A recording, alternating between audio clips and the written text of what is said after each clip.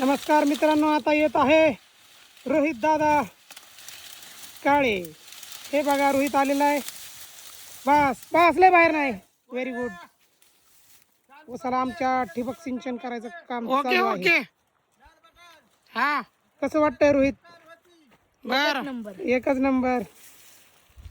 नमस्कार मित्रांनो, आम्ही काय कधी शेती केली नाही, काय नाही, ठिबक सिंचन पण आम्ही कधी केलं नव्हतं.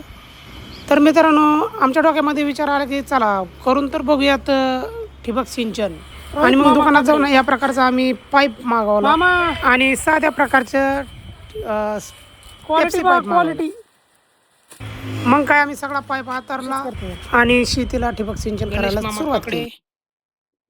आमचे मामा ठिबक सिंचन करत आहेत. अशी आम्ही पाईपलाईन केलेली आहे शेतामध्ये.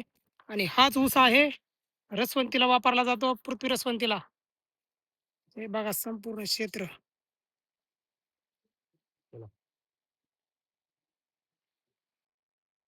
रोहित काळेला एक लाईन 20 रुपयाला, 20 रुपये कमवले.